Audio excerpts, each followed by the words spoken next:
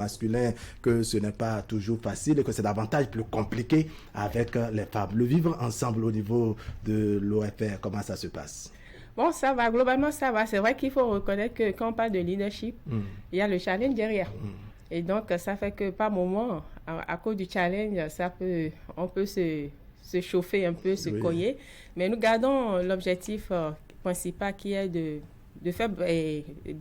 faire gagner notre parti, les grandes échéances électorales, et de voir comment on se met ensemble pour réclamer ce qui est pour nous. C'est-à-dire que si par exemple on met en place des organes quelque part et qu'on se rend compte qu'il n'y a pas suffisamment de femmes, à ce coup-là, on se met ensemble, on s'entend entre femmes pour dire nous avons droit à 30% consacrés par nos tests. On se bat pour ça. Parce que les tests nous consacrent 30% de représentation au sein de nos organes. Donc, sur ce coup, il y a des choses qui font qu'on s'entend bien, mais après, il y a quelques problèmes de leadership qui font que, bon, naturellement, on se bat, ce qui est normal, parce que pour le challenge, c'est normal, c'est une chose, mais c'est juste qu'il faut conseiller de ne pas y mettre la haine pour que ça se passe bien, sinon on va s'éloigner de l'objectif principal, qui est la promotion des femmes. Au niveau du bloc républicain, véritablement, vous avez l'impression, vous avez dit devant caméra, on ne peut pas tout dire, mais est-ce que vous avez l'impression que la femme est véritablement valorisée? Je peux vous dire que le bloc républicain est le parti des femmes et des jeunes. Je pèse mes mots quand je dis parti des femmes, parce que si vous avez constaté aux dernières élections législatives, quand nous parlons de positionnement des femmes, c'est le seul parti qui a positionné des femmes en position éligible, c'est-à-dire des femmes tête de liste. J'en suis un exemple. Pour multiplier leurs chances d'éligibilité. Exactement, parce que vous savez, depuis qu'on a dit qu'on a renforcé le code électoral et qu'on a consacré un siège à la femme dans chaque circonscription électorale, on a vu la plupart des autres partis réserver que ce siège-là aux femmes. Alors qu'au bloc républicain, on ne s'est pas contenté de ça. On est allé plus loin. On a mis des femmes en position éligible. Et je suis un exemple. J'ai été tête de liste dans la 15e circonscription électorale. Dans la 16e, c'était une femme tête de liste, l'honorable Chantal Aïe. Dans la 19e, femme tête de liste, l'honorable Sophia Tuchanou. Dans la 18e, une femme encore, l'honorable Daniho Rosine. Et mieux, quand vous allez dans le plateau aussi, vous avez notre camarade Rachida Toufatolou, qui est la supérieure du ministre de l'enseignement primaire, qui siège aujourd'hui à l'Assemblée, parce qu'elle était première suppléante, elle était en position éligible. Donc, c'est pour vous dire qu'au-delà des autres places classiques réservées aux femmes, le bloc républicain a fait la promotion des femmes. Mais à l'arrivée, est-ce que la moisson est bonne? C'est le plus important. Vous êtes au niveau des femmes, au niveau de la population, les femmes sont un certain nombre, dépassent largement les hommes en termes de statistiques. Mais lorsqu'il s'agit du vote, on ne sent pas véritablement la femme donner des chances à la femme.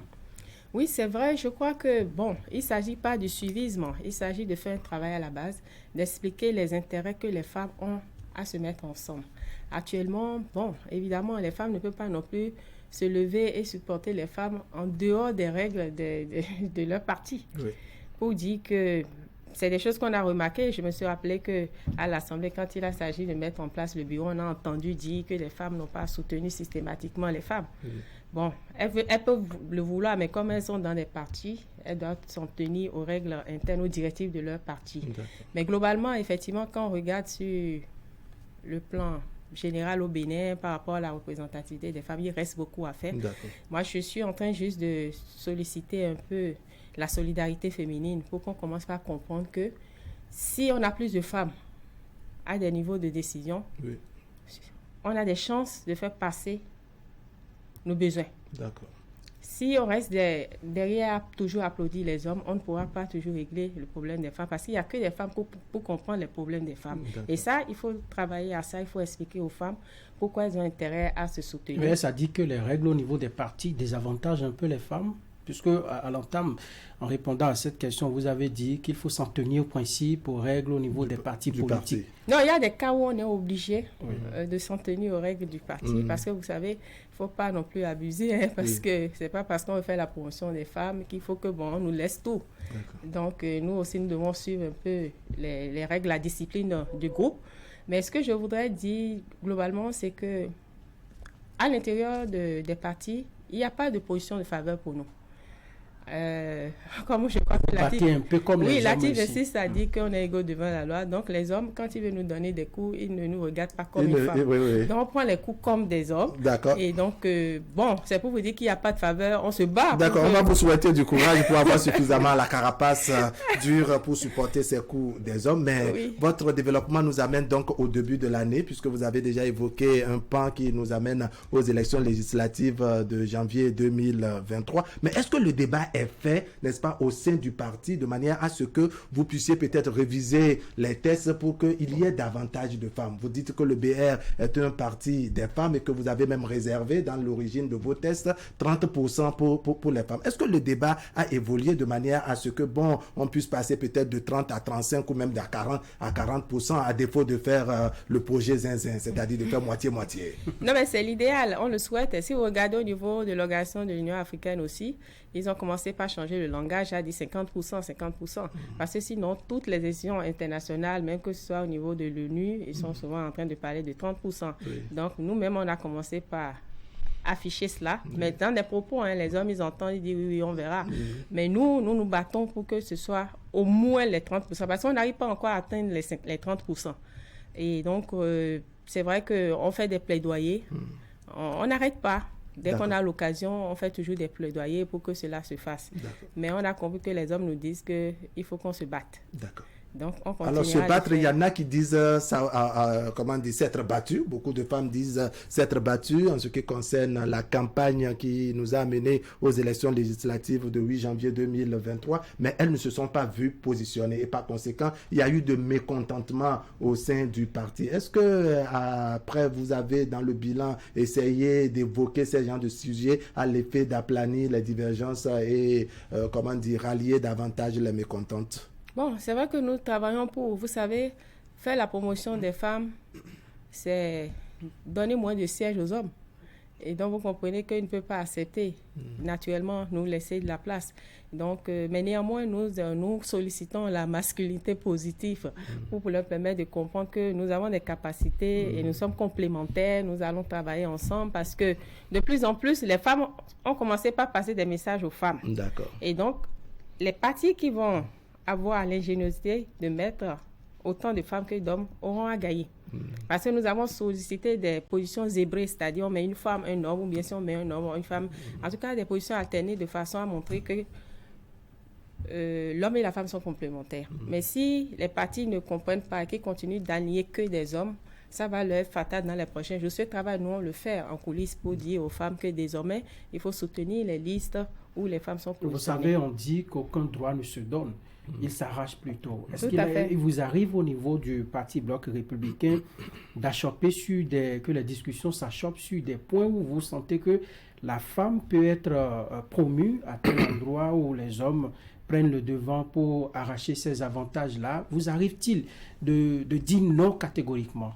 Oui, moi, il m'est déjà arrivé de constater que, par exemple, on a mis en place une certaine organisation quelque part, on a désigné. Quand je constate qu'il n'y a pas de femmes, je me dépêche très vite de rentrer dans les mœurs de mon président pour lui dire que, bon, dans telle zone-là, il n'y a pas de femmes, mais pourtant les tests sont des 30%. Et je lui présente déjà une solution, c'est-à-dire que j'ai déjà une femme disponible. Parce que souvent, ce qui nous revient, c'est qu'on dit que c'est autant que faire se peut, c'est 30% autant que faire se peut. On nous dit qu'il n'y a pas de femmes, et j'ai dit non, désormais, nous en avons. D'accord. Et donc, on va... Donc, vous venez déjà avec une solution. Vous demandez, à la limite, vous demandez. Oui. Ça n'est pas une action... disons forte. Oui, c'est-à-dire que ce n'est pas systématique en temps normal. Si les tests sont prévus que les femmes devraient à 30% occuper, je dirais, toutes les places, ça devrait aller ça automatiquement. Oui, mais puisque les tests me disent que 30% autant que faire se peut. Mais quel travail vous faites pour que cette portion de phrase soit retirée des tests pour vous faciliter la tâche? On a essayé, on n'a pas pu, mais on s'est dit qu'il ne faut pas se taire. Et donc, c'est pour ça qu'on observe, on regarde. On prépare aux femmes, on prépare les femmes. Vous n'êtes pas découragé quand même. Non, pas du tout. Alors là, pas du tout. Et je sais qu'il y a beaucoup de femmes qui sont réticentes et on fait un peu de coaching et derrière les rideaux pour leur dire non, vas-y, n'aie pas peur, tout ça. Donc, quand elles voient des aînés devant qui leur donnent le courage, donc elles prennent conscience. Elles ont toujours besoin d'un renforcement de capacité. Il faut les encourager d'abord. Il faut renforcer les capacités. Elles ont les capacités, mais par contre, en politique, quand ces capacités, il faut les renforcer chaque fois. Oui, quand on voit qu'il y a des coups, qu'on prend des coups, il y en a qui ont peur, il y en a qui n'osent pas. Et donc, pourtant, ils ont des capacités. Et on leur dit non, la vie est un combat. Et la vie, tu tombes, tu te relèves, et il n'y a pas de 7 heures, il n'y a pas de coup. Donc, on le fait un truc de mental, de coaching pour qu'elle puisse y arriver. Et on sollicite aussi parfois l'aide des époux. Oui. Parce que tant que les hommes seront là pour nous accompagner, qu'on a le courage à la maison, on pourra avancer devant. Il faut toujours renforcer vos capacités. On n'a pas le choix. Quel bilan faites-vous de la participation des femmes à ces élections de 2023, les élections législatives dernières? Non, je peux dire que il y a une grande amélioration, mais une amélioration qui est liée au fait qu'on a eu la chance d'avoir le président de la République qui croit vraiment en nous et qui fait la promotion des femmes. Et il a été très actif sur cette promotion des femmes et il a manifesté en plaidant pour nous et ils ont pu renforcer le code électoral et on a réservé un siège dans chaque circonscription. Oui. Et ça s'est traduit naturellement. C'est la première fois que le Bénin va atteindre ce niveau de représentation de femmes à l'Assemblée nationale. Et donc, quand nous allons, par exemple, dans la sous-région, dans des ateliers, des forums, quand on parle de la féminité, le Bénin désigne un exemple, on parle de notre taux. Et on commence par être une référence, surtout que nous sommes le seul pays de la sous-région qui a une femme première vice-présidente de la République. Donc, le Bénin commence par être une référence. Donc, je peux dire que ces actions portent. Ce n'est pas encore ce qu'on recherche, on veut mieux. Mais déjà, au moins, on peut noter qu'à la Cour des comptes, il y a des femmes, il y a l'Institut national de la femme qui est renforcé. Donc, beaucoup d'actions sont en train d'être faites au Bénin pour que les femmes soient plus représentées. Et puis, vous avez vu que récemment, le ministère des Affaires sociales a initié le compendium des femmes où on demande aux femmes aux compétences féminines de s'enregistrer. Et c'est une plateforme nationale où tous les profils peuvent s'enregistrer pour constituer une base de données en cas de recherche de profils féminins. Comme ça, on pourra plus nous dire qu'il n'y a pas de profil. Donc, on a désormais une plateforme pour ça. Sur le terrain, désormais, comparativement à l'activité politique avant cette législature-là, c'était un peu plus ou moins facile parce que vous n'avez pas affaire à des opposantes sur le terrain aujourd'hui qui ont des arguments, disons, parfois très solides parce que critiquant les actions du chef de l'État, évoquant telle ou telle situation qui n'aurait pas arrangé le peuple béninois. Comment ça se passe désormais en présence d'une force comme ça, disons, qui fait le contrepoids? Vous voulez parler des démocrates, des femmes démocrates. Lorsque vous les suivez, leur discours est souvent très acerbe. Leur discours semble toucher le cœur des populations qui sentent beaucoup plus leurs préoccupations portées par ces femmes de l'opposition face à vous qui devez défendre le bilan du chef de l'État avec ses réformes, toutes les décisions, les actes qui ont été pris, qui sont parfois impopulaires, ainsi de suite. Comment ça se passe désormais, le job politique, en présence de ces femmes opposantes? Franchement, pour moi, il n'y a même pas d'opposition en face sur la question, dans la mesure où, c'est vrai que du côté des démocrates, il y a beaucoup de bruit. Et bon... Ça brûle là ne vous gêne pas. Vous ne trouvez pas, je dirais, de la pertinence dans ce qui fait ce bruit-là? Non, parce que j'ai l'impression qu'ils passent leur temps à surfer sur la personne du président de la République. Et vous sentez des attaques beaucoup plus personnelles et non des attaques d'idées et autres? Oui, c'est pas objectif. Vous avez vu ce qui s'est passé récemment par rapport au vote du budget. On va y arriver tout à l'heure. Vous voyez? Donc, c'est dans ce format qu'ils sont depuis. C'est-à-dire qu'on fait du bruit, on surfe sur la personne du président de la République. Tout ce qui vient du président de la République n'est pas bien. Alors que le bilan est là, il parle de lui, avec tout ce qui se fait. Et à la fin, on se rend compte qu'ils sont plus préoccupés par leurs intérêts que les intérêts de la population. Et donc, du coup, comme... certaines populations ne comprennent pas des choses, ils aiment bien surfer, c'est notre habitude classique. Mais c'est l'inverse qui est entendu dans le rang des populations, en tout cas la version de parti, les démocrates ou de l'opposition de façon globale, c'est qu'on a faim, mais les partis qui soutiennent les actions du gouvernement font comme si tout va bien parce qu'eux, ils sont proches de la marmite et ils mangent, je dirais, à satiété. Est-ce que vous entendez souvent ces gens de messages divulgués au sein de l'opinion et qu'est-ce que cela vous fait? C'est vrai que On a entendu souvent dire ça. Pourtant ce mandat est placé sur le hautement social. Et c'est on dit que dans la pratique, on ne voit rien. Je ne fais que vous rapporter ce qui est dit souvent par les partis d'opposition, de l'opposition. Oui, c'est parce qu'ils aiment bien surfer sur la méconnaissance de tout ce qui se fait sur le terrain par le gouvernement. Parce que vous savez, les populations, ils aiment bien faire un peu de buzz. Hein. Et quand vous allez apporter les bonnes informations, là, ils réalisent subitement que, ils n'étaient pas dans le vrai. Moi, ce que je peux dire d'entrée de jeu, c'est que ce bilan du président de la République a été placé sur le hautement social. C'est 20% du budget qu'on a. 21% on dit que c'est sur papier, le hautement social est sur papier. Mais dans la pratique, on ne voit absolument rien, on ne sent rien, on ne touche rien. Comment est-ce qu'on peut dire que le hautement social est sur papier quand on sait que c'est plus de 1,2 million enfants qui bénéficient de la cantine scolaire? Est-ce que c'est logique? Est-ce que c'est suffisant? Est-ce que c'est vous, quand vous allez au marché aujourd'hui, oui, comparé à 10 ans en arrière, comment vous revenez à la maison? Est-ce que vous êtes sûr que vos revenus couvrent vos besoins aujourd'hui? Est-ce que les produits sont moins chers? Est-ce que l'oignon sur le marché n'est pas suffisamment cher? Oui. En résumé, on dit que le panier de la ménagère est vide. Il y a même des endroits où il n'y a même pas de panier. Non. Je comprends ce que vous dites. C'est-à-dire il y a une amalgame. C'est-à-dire que nous n'allons pas prendre tout ce qu'il y a comme crise au niveau de la géopolitique et mélanger ça avec le bilan du gouvernement. Vous savez, il y a des crises exogènes. Ça a commencé quand? L'inflammation des prix sur le marché. Quand la guerre a commencé en 2014. Que fait le gouvernement pour amoindrir un peu pour soulager la population? Le gouvernement fait beaucoup. Vous avez vu pendant la période de la Covid, tout ce qu'il y a eu comme subvention par rapport aux entreprises. Le gouvernement fait beaucoup. Le problème qu'on a au Bénin, c'est que pendant longtemps, on est resté dans une situation de facilité. C'est ça. Aujourd'hui, il y a l'assainissement des finances publiques. Donc, le gain facile, l'argent qui circule dont on parle, il n'y en a plus. Et donc, ceux qui ont l'habitude d'attendre ça, ne trouvant plus ça, sont en train de crier. Or, cet assainissement nous permet d'avoir des économies de milliards qui nous permettent de faire les routes. Si je suis dans un village enclavé et que je n'ai pas de route pour aller au marché, vous voyez les difficultés. Désormais, on a des routes. On est en train de désenclaver des zones. On vous dit même déjà en ville est-ce que c'est les routes que nous allons manger? Mais vous vous rendez compte qu'il y a beaucoup de maisons de quartier où on ne pouvait pas louer avant, on ne pouvait même pas habiter, qu'aujourd'hui, on a ouvert beaucoup de boutiques. Je donne un exemple tout bête, la rue derrière le Ciné Concorde, le goudron là. Vous avez vu? Quand vous rentrez dans tous les coins de Cotonou, là où on a ouvert de nouveaux...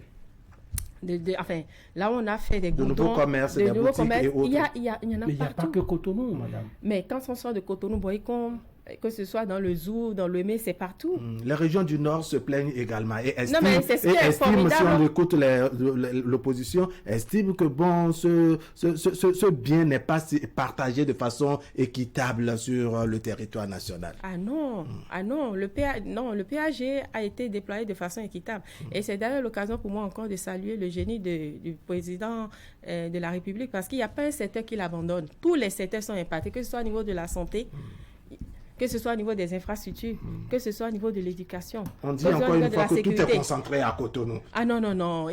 Attends, il y a des choses qui se font dans le Bénin. Attends, c'est parce qu'on ne communique pas autour. Et je me rappelle, il fut même un moment, je me disais que, on a un gouvernement en place qui travaille beaucoup, mais qui ne communique pas. Si on devait communiquer sur ce qui se faisait, je me demande comment expliquez-vous cette contre-performance-là? Ne pas communiquer, c'est un péché. Et c'est vous mettre également en difficulté. Parce que quand vous descendez sur le terrain, on vous dit, bon, on ne voit rien, on ne sent rien. Est-ce que vous ne voyez pas que vous êtes dans un exercice quelque peu difficile qui consiste à convaincre les populations? Non, ce n'est pas difficile, puisqu'à partir du moment où nous sommes de la mouvance présidentielle, que nous accompagnons le gouvernement, il nous revient à nous de descendre effectivement sur le terrain, de porter l'information. Et ce que nous faisons... Mais on sent que vous attendez toujours des instructions. Il faut que des instructions viennent du haut, comme on dit. Ah non, pas vraiment. En tout cas, moi, dans ma circonscription électorale avec mes militants, il y a des échanges. Mes femmes ont compris parce qu'effectivement, pendant les campagnes, on a senti ce que vous avez dit là, qu'il y avait des scènes de la désinformation sur le terrain. Mais quand nous avons pris les femmes, que nous leur avons expliqué ce qui se passe aujourd'hui avec le projet H, tout ce qui se fait autour, désormais, les femmes auront une assurance maladie. Et la sécurité sociale sera garantie. On n'a plus besoin seulement d'être fonctionnaire avant d'avoir une sécurité sociale. Vous avez augmenté la microfinance aussi? Bien sûr, on a augmenté jusqu'à 100 000 pour celles qui ont commencé. Et en face, les prix des produits montent. Non, les prix des produits montent. Vous voulez, c'est-à-dire que il y a un autre problème qui est lié à ça. Vous avez parlé tout à l'heure de l'Orient. Vous n'êtes pas sans savoir qu'on a eu un problème dans la sous-région. Oui. Il y a le terrorisme aussi qui prend de l'ampleur. Et qu'on dit que gouverner, c'est prévoir et que le gouvernement devait prendre des dispositions pour soulager ces populations. Dans quel pays dans le monde ici, il n'y a pas de problème social? Encore une fois, la réponse de l'opposition, c'est qu'on ne sent rien. Qu'est-ce que vous avez à dire à ça? Non, il ne peut que surfer sur ça parce qu'ils surfent sur la misère des populations. Alors moi, ce que j'aime bien, c'est que quand vous écoutez nos femmes qui sont dans les marchés, je leur dis, elles ont l'habitude de se lever très tôt pour aller faire leur commerce. Elles continuent de faire leur commerce. Oui. Vous voyez, personne n'est venu leur arracher leur sous. Ceux qui ont des emplois, ils continuent de travailler, ils ont leur salaire. Alors, de quoi on parle? Peut-être de ceux qui ne sont pas occupés. C'est vrai qu'il y a la cherté de la vie, et pourtant, le gouvernement a augmenté. Il y a une augmentation sur les salaires qu'on a connue, toujours dans le bilan de 2023, là. Que les catégories de salaire, le SMIC a été augmenté. Il y a eu quand même des actions qui ont été faites pour soutenir ça, parce que l'État étant conscient de ce que les prix augmentent. Mais ce n'est pas l'État qui a augmenté les prix. Il y a un certain nombre, parce que nous ne vivons pas en autarcie. Nous dépendons de la sous-région. Il y a des choses qui viennent de la sous-région, qui viennent de l'international. Moi, je suis allé à Lomé maintenant, je ne sais pas combien de mois. Je connais ce qui se passe au Bénin et on doit s'intéresser au Bénin. Oui, mais je peux vous dire qu'au Bénin, il y a beaucoup de choses qui se font. Regardez quand vous regardez au niveau du carburant, nous avons des prix intéressants par rapport aux autres pays de la sous-région. Ce n'est pas que la chimie, parce que le gouvernement investit, subventionne à des milliards pour permettre aux populations de tenir. Donc, le gouvernement est conscient de ça et il pose des actions. Mais les autres n'en parlent pas parce qu'ils n'ont pas intérêt à en parler. Parce que s'ils en parlent, ça veut dire que Patrice Talon est en train de faire des choses. Ils sont dans leur rôle, c'est pas leur rôle de dire... C'est pas leur rôle de se lever chaque matin et acclamer on est d'accord, parce que s'ils acclament, effectivement, ils n'auront même plus d'arguments pour pouvoir préparer. D'accord. Est-ce que vous, de la mouvance, vous qui soutenez les actions du gouvernement, vous fréquentez vraiment le même marché que l'opposition? Et vous vivez les réalités, vous vivez, quelle réalité? Non, l'opposition n'a pas un marché différent de notre marché. Alors, quelle réalité vous avez, quelle description vous avez des réalités de nos marchés actuellement? Non, c'est pas que je nie que les produits ne sont pas chers.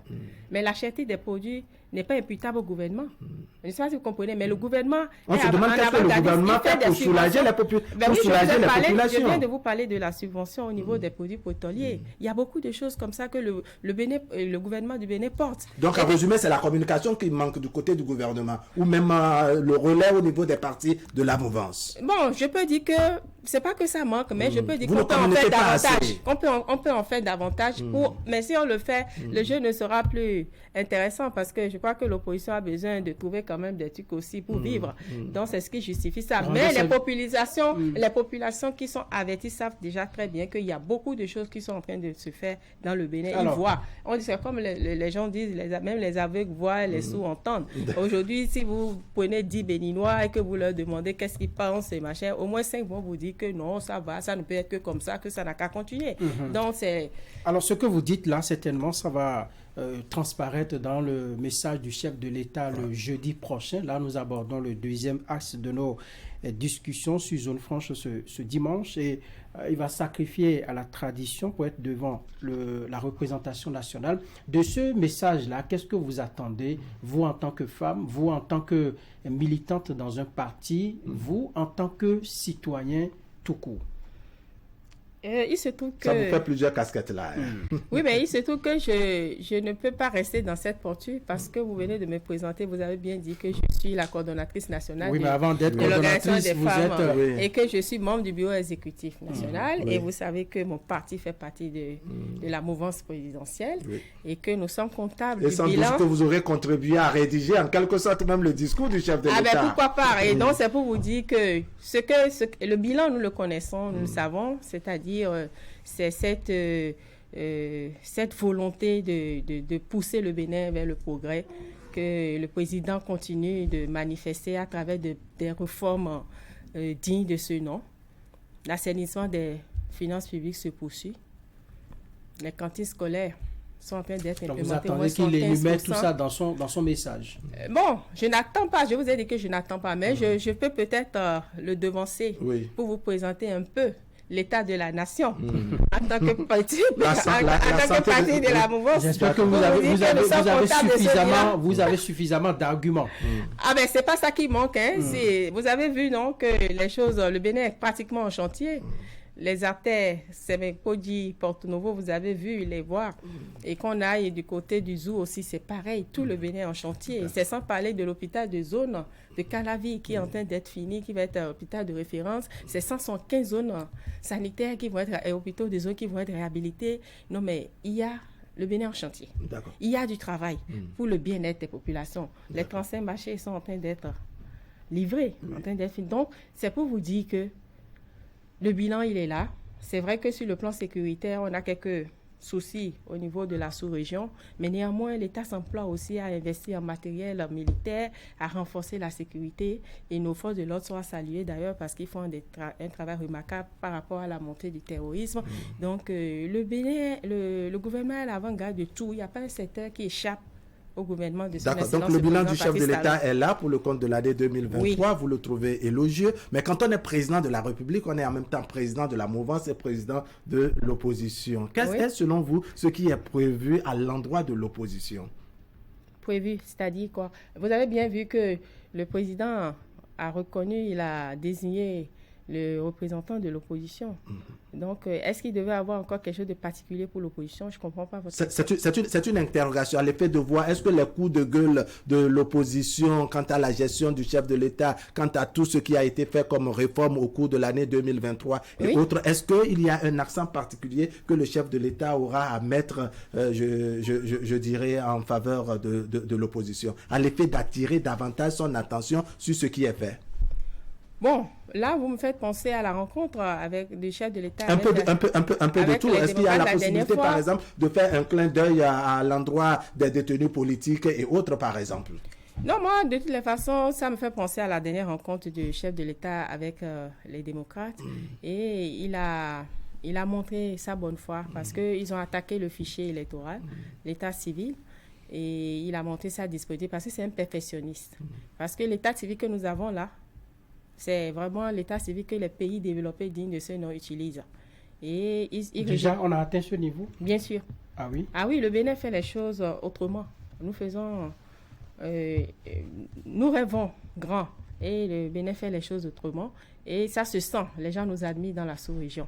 Les gens nous envient. Les gens nous demandent même parfois de leur prêter notre président de la République. Qui sont ces gens-là? Les Africains de la sous-région. Vous pouvez même lire sur les réseaux sociaux, il y a des commentaires. Vous n'imaginez pas. C'est pour vous dire que nous sommes fiers de notre président. Ce que je voudrais dire, pour revenir à la rencontre avec les démocrates, il a montré sa bonne foi. Vous avez vu qu'il a montré sa bonne foi jusqu'à aller leur dire qu'il est d'accord s'ils veulent auditer la liste électorale. Parce que c'est un perfectionniste. Parce qu'il se dit que on ne sait jamais. Peut-être qu'il y a mieux à faire que l'opposition. S'il n'y a pas d'idée derrière la tête, il est partant, il est preneur. Donc ça montre déjà sa bonne volonté. Ça veut dire que non seulement il reconnaît l'existence de l'opposition et ils sont là en veille pour l'aider à mieux travailler. Mais il leur montre, donc il les a reçus, c'est même lui qui les a reçus. Il a eu de grands échanges avec eux, il a montré sa disponibilité. Alors, femme que vous êtes, il y a le président du parti d'opposition, les démocrates, Boni Yayi, ancien président de la République, qui a pratiquement demandé pardon à Patrice Talon pour qu'il puisse gracier Réki Amadougou, l'ancienne ministre, qui est en prison aujourd'hui. Quand vous avez écouté la réponse du chef de l'État, quel a été votre état d'âme? Non, je n'ai pas eu d'état d'âme particulier parce que ce n'est pas son rôle là, à lui. C'est au niveau de l'Assemblée nationale que ça doit se faire. Il ne revient pas au chef de l'État de le faire. Ils sont à l'Assemblée. Ils doivent avoir leurs camarades. Il reste le père de la nation. Il reste le père de la nation. Et il peut faire parler son cœur. On dit, pardon, il faut les gracier, il faut les libérer. Il faut faire ci, il faut faire ça. Et on sait qu'au Parlement également, la majorité est détenue par le chef de l'État. Donc, il pourrait peut-être peser de son poids de manière à ce que, je dirais, la loi d'amnistie proposée par l'opposition, par exemple, puisse prospérer. Vous savez, vous me surprenez. Ça veut dire que vous ne connaissez pas bien votre président de la République. Dites-nous tout. Parce que quand vous parlez, c'est comme si vous dites qu'il n'a pas dit. Dites-nous tout. Non, mais parce que quand je vous entends. Pas qu'on est là pour décrypter l'actualité. C'est ce qui est dit qui nous intéresse. Quand je vous entends, parce qu'il a fait un débat avec eux. Vous avez vu la posture. Il était venu dans des postures où c'est à croire que ce n'est que celle-là qui est en difficulté et qu'il fallait régler son cas. Pourtant, elle n'est pas seule. Ou bien, il y a d'autres qui sont dans le cas. Ils sont nombreux. Je pense que le président Boni Yayi, en son temps, a essayé de rappeler ça. Il y a une portion qu'on a entendue de Boni Yayi où il rappelait qu'il y a le cas d'Ereki à Madougou, à Yvon et autres. Donc, la liste est bien longue. La liste est bien longue. Et vous savez, chef de l'État... le Bénin fait les choses autrement. Je vous ai dit que maintenant, nous sommes dans la cour des grands. Nous faisons les choses de façon plus raisonnable. C'est-à-dire que à la politique, à chaque fois, nous n'allons pas faire développer notre pays. C'est ça. À chaque institution, son rôle. Ce qui est bien, c'est que le président se bat pour qu'on ait des partis forts, des institutions fortes. Oui. Aujourd'hui, nous avons le parti de l'opposition, on a le chef de file de l'opposition. Oui. Ça veut dire que tout est fait pour qu'il y ait des cadres pour gérer ces genres de choses. Et ils sont à l'Assemblée nationale. Oui. Le président, il n'est pas à l'Assemblée, c'est pas à lui de voter. Et venir encore en public comme ça pour venir lui dire de gasser, c'est à quoi que c'est lui qui est le juge de la crière, c'est à quoi que c'est lui qui décide. Non, c'est pas bien. Parce que c'est même ça, là, c'est pas une bonne image pour notre pays. Ce genre de truc doit se discuter au niveau de la représentation nationale. Et il doit faire du lobbying là-bas. Qui peut grâcer à l'Assemblée nationale, c'est une loi d'amnistie qui est introduite et qui attend d'être examinée. Oui. Mais dans un cas comme dans l'autre, le chef de l'État, Patrice Talon, il peut jouer un grand rôle, mais il s'est dit, face à l'opposition, qu'il ne participera à rien. Pas de grâce présidentielle, ni soutien à la loi d'amnistie. Sa stratégie a toujours de rendre nos institutions fortes. Oui. La séparation des pouvoirs. Oui. Ça a été sa stratégie. Il l'enseigne tout le temps. Oui. Et c'est dans cette posture qu'il est. Il ne faut pas interpréter cette posture comme si c'est parce qu'il n'a pas de cœur. Vous ne savez pas de quoi il fait. S'il vous était donné l'occasion de faire des doléances au chef de l'État, ne lui diriez pas, vous, de libérer Ereki Madougou, Joël Aïvo et tous ceux qui ont été... Contribuer à sa libération. Contribuer à sa libération. Madame Badarou. Non, moi, si vous voulez même demander mon cœur de femme, je demanderai à tous ceux qui sont en prison qu'on les libère parce qu'ils sont des êtres humains. Là, ça, c'est Ereki Amadou. Ça, c'est moi, ça. Ça, c'est Ali Batou Badarou. Oui. D'accord. Donc, c'est pour vous dire que c'est pas qu'on ne partage pas la douleur des gens qui sont en situation difficile. C'est pas un truc à souhaiter même à son ennemi. D'accord. C'est pas beau là-bas. Vous comprenez? Oui. Donc, c'est pas un truc qu'on rêve, dont on va faire l'apologie. Ma prière, c'est que la miséricorde divine se réalise et que tous ceux qui sont en difficulté là-bas puissent avoir encore un instant de bonheur. Il est évident que parmi les détenus, il y a des parents, n'est-ce pas, aux mouvanciers, il y a également les parents aux opposants. Est-ce que vous comprenez qu'en dépit de ça, il y a, je dirais, une forme de cœur dur à l'endroit de bien de personnes qui auraient pu, peut-être, en ce qui concerne la loi d'amnistie, faire quelque chose pour faire bouger les choses? Non, c'est-à-dire, la loi d'amnistie, enfin, pour ce que moi j'ai compris, c'est-à-dire qu'il y a une confusion, ça veut dire que dans cette loi, et tous ceux qui ont commis, c'est-à-dire des crimes, tout est mélangé, c'est pas clair. En tout cas, pour moi, c'est pas clair. C'est pour ça que je pense que... Donc, il faut travailler sur le contenu avant de poursuivre le débat. Voilà, il doit faire le débat au niveau de l'Assemblée pour que les choses soient claires. Puisque je crois que dans nos tests, quand même, il y a un certain nombre de choses qui sont prévues pour des cas comme ça. Je crois qu'il faut qu'ils aillent regarder dans les tests, qu'ils aillent faire le débat au niveau de l'Assemblée nationale. Et je crois que ça peut porter... Toujours pour ce message du chef de l'État à l'endroit de la nation face à la représentation nationale, ce serait jeudi prochain, comme l'a annoncé Franck Arounou. Qu'est-ce que vous pensez que le chef de l'État aura à dire de nouveau, contrairement à l'année, je dirais, 2022? Oui, le chef de l'État nous présentera l'état de la nation tel qu'il est. C'est ce que j'allais vous dire quand vous m'avez coupé, parce que vous avez dit que je vais commencer par vous égrener. Mais ce que j'aime, ce qu'il y a de formidable souvent dans sa présentation, c'est qu'il n'est pas trop long. Parce que son habitude, c'est pas de nous distraire, mais c'est d'aller à l'essentiel. Certains trouvent que c'est une façon de sauter bien de choses. On fait 12 mois et le chef de l'État vient se présenter devant les députés, à peine en 5 ou moins de 10 minutes. Il a fini de faire... Vous savez, c'est pas un populiste. Oui. Il n'est pas souvent dans le verbiage. C'est quelqu'un qui va à l'acte. Et ses réalisations parlent d'elles-mêmes. Nous sommes là, nous voyons, nous remarquons au quotidien. Et lui-même nous a dit de faire des efforts. Et nous avons fait des efforts, nous voyons maintenant les résultats. Et lui-même, il dit que nous faisons les choses mieux que par le passé. Donc, nous sommes en train de vivre ça, de voir ça, de réaliser ça. Donc, il ne vient plus faire grand discours, il vient seulement nous rassurer pour dire que nous maintenons le cap. La dynamique se poursuit. Un message d'assurance. Un message d'assurance. Même si l'opposition ne lui fait pas confiance. Oh, je vous ai déjà dit que l'opposition s'attaque à sa personne parce qu'ils savent très bien qu'il est en train de travailler. Vous avez bien vu ce qu'ils ont fait au niveau du budget. C'est une façon de distraire le chef de l'État, le comportement de l'opposition, selon vous? Exactement, il lui fait des chantages parce qu'ils ont validé le rapport général du budget et après, il vient dire qu'ils ne vont pas valider le budget. D'accord. Alors, c'est un peu bizarre. Voilà, cela nous amène, n'est-ce pas, à Franck Aounou, au troisième pan de notre débat ce matin. Vendredi de la semaine écoulée, eh bien, les députés à l'Assemblée nationale ont voté, n'est-ce pas, en tout cas, pour les partis de la mouvance présidentielle, ont voté dans leur grande majorité le budget de l'État exercice 2024. Ils n'ont eu qu'un seul soutien de l'opposition sur les 28. Comment vous avez, je dirais, perçu les choses une fois que le résultat final est tombé? Alimatou Badarou.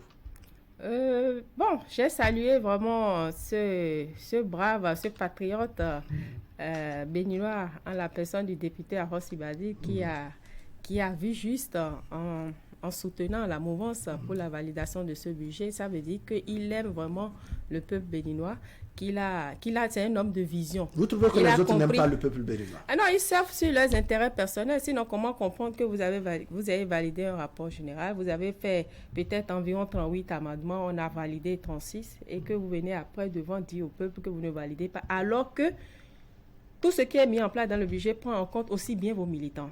Et si on ne fait pas attention, ils commencent par devenir une menace pour leurs militants eux-mêmes.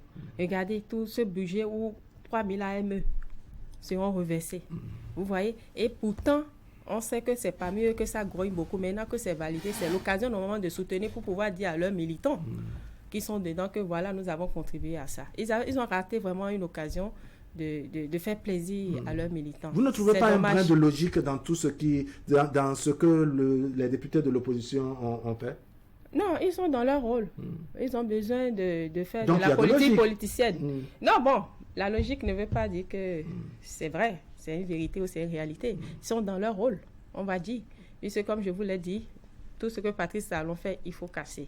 C'est ce ordre qui se sont donnés. Vous allez voir, les députés du même parti, ils vont donner plusieurs raisons sur la même cause. C'est comme ça, c'est comme ça ils fonctionnent souvent. Et donc, on ne sent pas de cohésion par rapport à ce qu'ils font. Donc, finalement, quand on fait l'analyse, on se rend compte qu'ils surfent sur ce qu'il y a par le passé entre le président de la République et le président. D'accord. Et donc, ils passent le temps à renvoyer tout ce qu'il faut renvoyer. Donc, vous pensez que Boni Yayi est derrière tout ça? Est derrière tout ce qui se fait à l'Assemblée en tant que président le comportement du parti de l'opposition, les démocrates? Il est le président de l'opposition, non? Mais il n'est pas au Parlement, un peu comme vous avez dit, Patrice Talon n'est pas au Parlement, Boni Yayi non plus. Ah, mais bon, pourtant c'est lui le président et il s'est même donné un bon siège maintenant en étant à la tête de son parti. Et donc, c'est pas anodin. C'est ça. Donc, alors, est-ce que vous pensez que l'opposition commence par se fissurer avec ce comportement de Basile Arossi, qui s'est détaché du lot? Sur les 28, il a été le seul, et il a même justifié son vote. Non, moi, je ne peux pas dire que l'opposition est en train de se fissurer, mais je salue l'ouverture d'esprit d'un patriote, d'un compatriote qui a vu que il faut soutenir ce budget pour améliorer la vie des populations. Et c'est ce combat dont nous parlons. C'est-à-dire qu'il faut que ce soit une opposition constructive. Nous ne voulons pas des oppositions qui sont là pour casser et surfer sur la misère de nos populations. Vous pensez qu'il y a une baguette magique pour transformer la vie des gens? Si c'est ça, les États-Unis et la France, il n'y aura même pas... Oui, mais les démocrates étaient-ils obligés également de voter pour ce budget?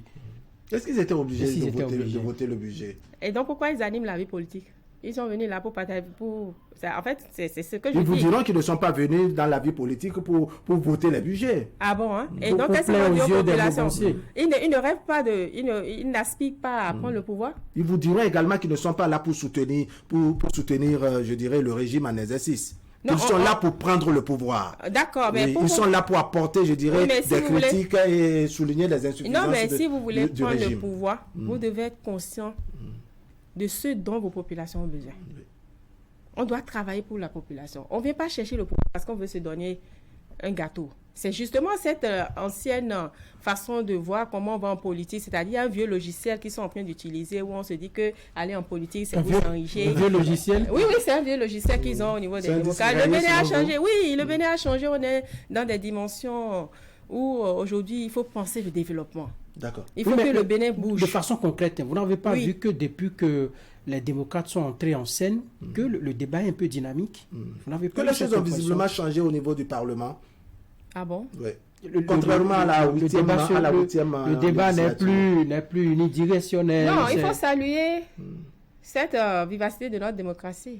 C'est-à-dire que l'opposition est là comme, je vais même dire, un truc de veille pour le gouvernement, pour la mouvance, parce que quand ils vont crier sur quelque chose, ça permet au président de la République d'aller voir si, entre-temps, ses collaborateurs... Une façon d'attirer l'attention du gouvernement sur oui, voilà, choses. Parce que c'est pas parce que... c'est pas parce qu'on est derrière le gouvernement, on est de la mouvance que, on ne peut pas faire des erreurs. Si entre-temps, il y avait des erreurs que l'opposition voyait, il pouvait alerter le président de la République et il va corriger. Et c'est pour ça qu'on disait on veut une opposition constructive pour que le bien-être revienne au peuple, mais pas pour des intérêts égoïstes. Mais il y a une question que j'ai bien envie de vous poser. Pourquoi vous, au niveau de la mouvance, on dit de vous que vous voyez des choses qui ne vont pas, mais que vous n'avez pas le courage de souligner ça au chef de l'État? Il faut qu'il y ait les députés de l'opposition, ou en tout cas l'opposition de façon globale, pour faire observer au chef de l'État que ça ne va pas. Mais on dit que dans les coulisses, vous-même vous reconnaissez que ça ne va pas, mais vous foncez les yeux fermés en soutien au régime. C'est vous qui m'apprenez cela. Parce que vous avez vu la dernière fois qu'on a parlé du soja. Aussi, vous savez le travail que les républicains ont fait dans le couloir pour arriver là, mais entre-temps, eux, ils sont montés. Et dessus, comme je vous ai dit, ils aiment surfer sur la Finalement, qui a fait quoi? Qui a fait quoi? Tout le monde s'arrache, je dirais, cette victoire, cette amélioration. C'est quand même bizarre.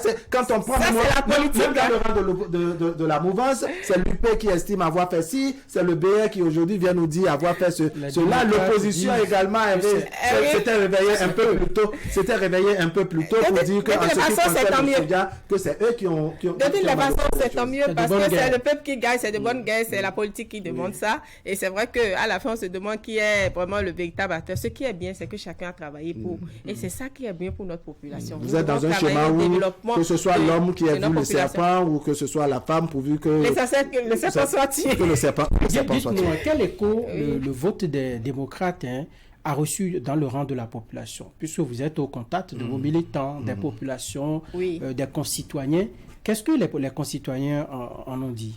Je peux vous dire que les démocrates sont découragés en tout cas de cette posture-là. Donnez-nous les preuves. Non, mais puisque vous aussi vous parlez de l'opinion, c'est un peu comme vous l'entendez, c'est comme ça moi-même je l'entends. Mais on a reçu un député de l'opposition. On a reçu un député de l'opposition dans votre séance sur ce plateau, n'est-ce pas, qui dit après le vote contre, je dirais, ce budget, son portable n'a cessé de sonner parce qu'il recevait des coups de fil pour le remercier et remercier les autres du parti pour avoir voté contre le budget. C'est dire qu'ils ont fait un travail formidable. Ah bon? Quel travail formidable. Vous m'avez dit tout à l'heure que ce même peuple est en train de crier le panier de la ménagère cher, tout est alors que ce budget a été renforcé pour que le hautement social passe à 41%. Et nous attendons une augmentation de la croissance de 5%. Il y a des choses magnifiques dans ce budget-là. Toujours. Vous pensez que le député de l'opposition qui a dit cela, il a fait économie de vérité? Il dit qu'on l'appelle pour les féliciter. C'est faux. Il a fait économie de vérité. Mais bon, je crois qu'ils sont dans leur rôle. Je vous ai dit tout ce qu'ils font. On dira que vous aussi, vous êtes dans votre rôle. Non, moi, je ne suis pas dans... Non, moi, je reste factuel. C'est-à-dire que vous voyez que tout est rose. C'est la meilleure des couleurs que votre parti a utilisée. C'est la meilleure des couleurs que la mouvance a utilisée pour peindre les choses. Vous ne voulez pas donner les moyens au gouvernement de continuer les actions qu'il est en train de mener. Regardez ce que le Bénin on dit qu'on ne fait pas confiance à ce gouvernement. Le Bénin est en train de changer. Je ne fais que pour rapporter les propos de l'opposition. Le Bénin est en train de changer. Eux-mêmes, ils en profitent bien. C'est quand ils sont devant les caméras qu'ils disent comment ils vont faire. Ils font le jeu. Eux-mêmes, ils disent que quand vous êtes devant les caméras, que vous dites que tout va bien. Mais quand vous vous retrouvez, vous estimez que vous êtes vraiment verrouillé, vous êtes serré, que la vie est chère, tout est difficile. Que le Bénin est en train de changer, qu'on fait les choses autrement. Ils sont conscients de ça. Et ils profitent des avenues, des boulevards qui sont libérés, des routes, tout ça là. Et ils en profitent bien. De l'augmentation des salaires, des cantines scolaires. En tout cas. Ils en profitent. Vous savez, j'espère qu'un jour notre pays va grandir sur le plan mental pour comprendre que diriger un pays, c'est pas partager un gâteau. C'est ça. Et que c'est travailler pour que ce pays aspire au développement. D'accord. Allez, on fait un pas en avant dans nos discussions, Franck Arounou, n'est-ce pas? Il y a 2024 qui est déjà à nos portes. Après avoir fait ce bilan de 2023 en ce qui concerne l'animation de la vie politique au sein de votre parti, au sein de l'organisation dont vous êtes la coordinatrice nationale, comment vous envisagez l'année prochaine? 2024 au niveau de l'organisation des femmes BS, c'est quoi exactement? Non, déjà, ce que je vais dire, c'est que nous avons fait notre bilan de 2023 et ce que nous pouvons retenir globalement, c'est que le bilan est positif pour nous parce que nous avons réussi à faire une consolidation de la cohésion sociale en interne dans le parti et nous avons élargi le bureau politique. Désormais, nous sommes à environ 400 membres dans le bureau politique du parti. Le bureau exécutif national aussi a été élargi. De 17, nous sommes passés à environ une soixantaine.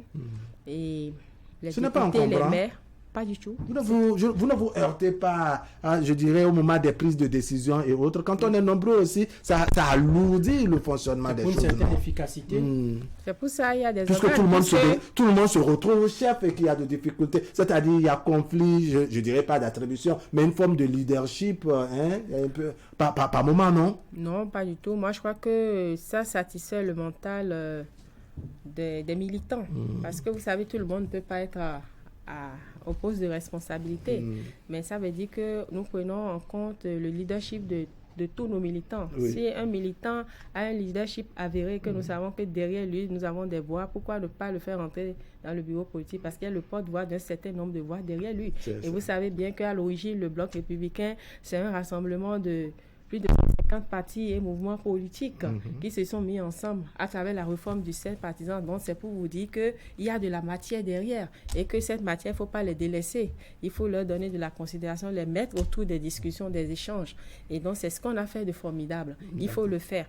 C'est-à-dire que, on est 13 millions de Béninois pour 400 membres du bureau politique pour un parti, ce n'est pas encore énorme. Vous allez me dire que peut-être en matière de logistique, ça suppose un certain nombre de choses. Oui, d'accord, mais puisque nous aspirons à être le premier parti du Bénin. Et d'ailleurs, nous sommes. Et vous pensez que l'UP va vous laisser la place? Moi, c'est pas grave, nous allons travailler pour, parce que nous allons travailler pour. C'est pour ça qu'il est important qu'il y ait une cohésion sociale. Et vous avez vu que désormais, nous avons aussi un secrétariat exécutif permanent composé de 9 membres, où désormais, la dynamique est de remobiliser nos militants à la base et de redéfinir des projets qui nous font gagner. Parce que nous aspirons à être le premier parti. Ça veut dire que 2024 sera une année décisive pour le BR, en l'occurrence pour l'organisation des femmes républicaines. C'est ça? Disons que oui, c'est vrai que 2024 sera une année décisive parce qu'on sera à 2 ans des élections. Et ce n'est pas la veille des élections qu'on prépare les choses.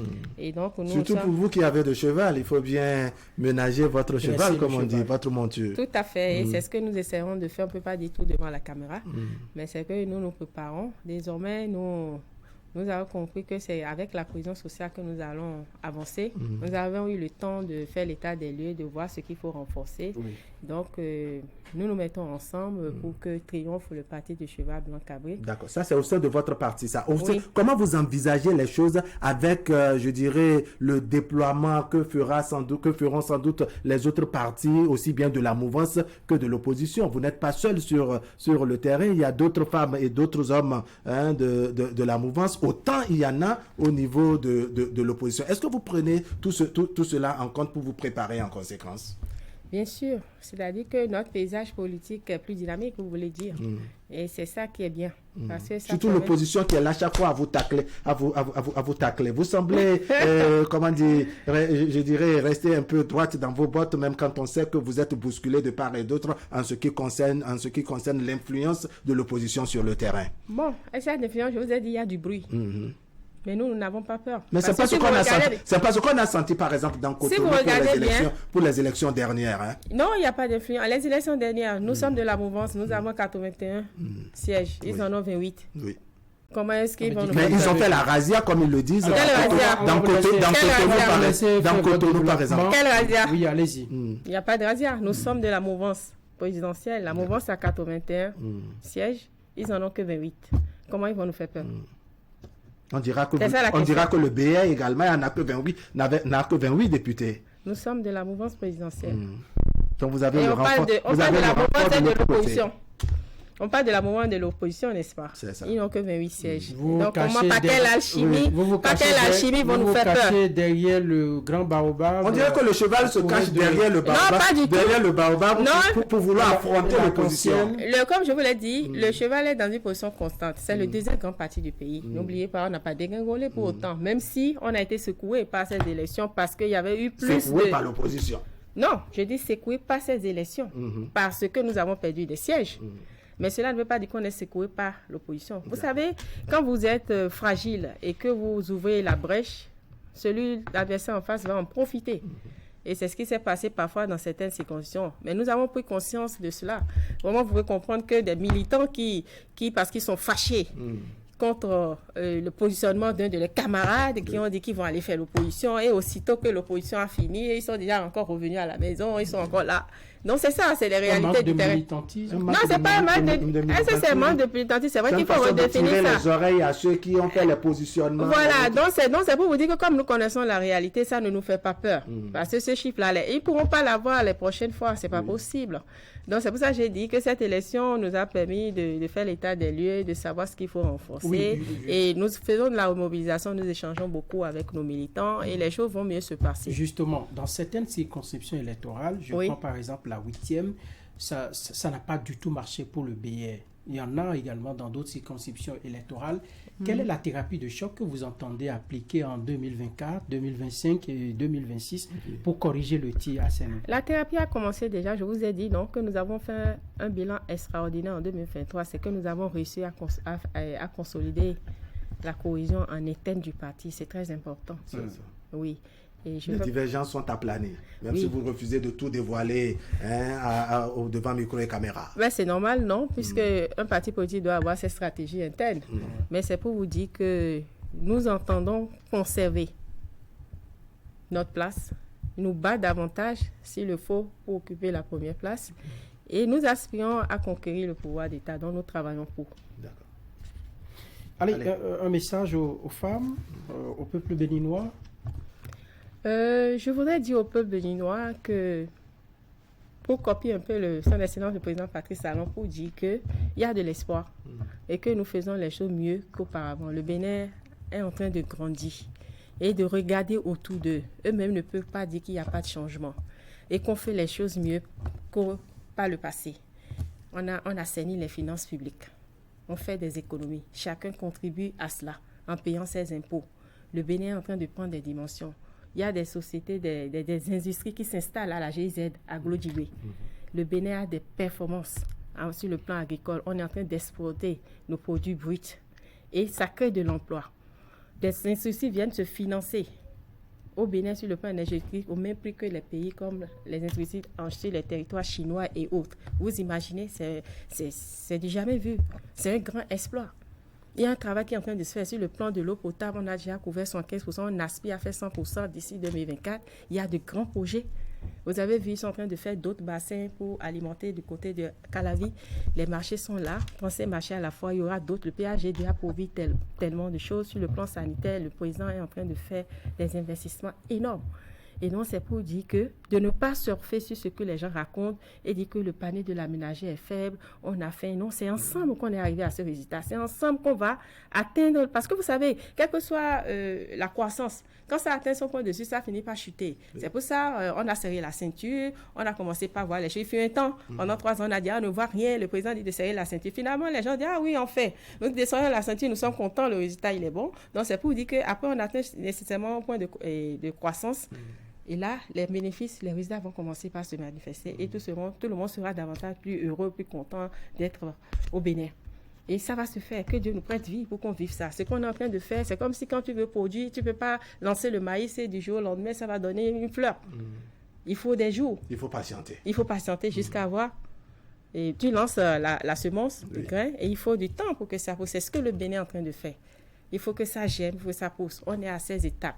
et que tout le monde garde la patience, que tout le monde suive la dynamique. Le président Talon est en train de faire des choses énormes. On va prier que Dieu nous prête vie, que Dieu nous donne la force de continuer de faire ce travail d'assainissement de nos finances, de permettre au Bénin d'avoir des économies. Le Bénin, on nous fait confiance sur la place internationale. Le Bénin peut se refinancer à des places où n'importe quel pays n'y va. Voilà, donc, c'est pour vous dire que le Bénin se porte bien et on espère que le Bénin va mieux se porter. Mais on a besoin de tous. Il faut qu'ensemble, on reste ensemble dans la positivité pour accompagner. Alimatou Badaro, merci beaucoup. Merci Alimatou Badaro. Elle est la coordonnatrice nationale de l'Organisation des femmes républicaines, OFR, du Bloc républicain. Elle est également membre du bureau exécutif national de ce parti du cheval blanc cabré. Elle était notre invitée sur Zone Franche de ce dimanche. Merci à chacun et à tous de nous avoir suivis. Merci à Wahab Ali Kpara et à toute l'équipe de réalisation. On se reprend dimanche prochain avec le même plaisir.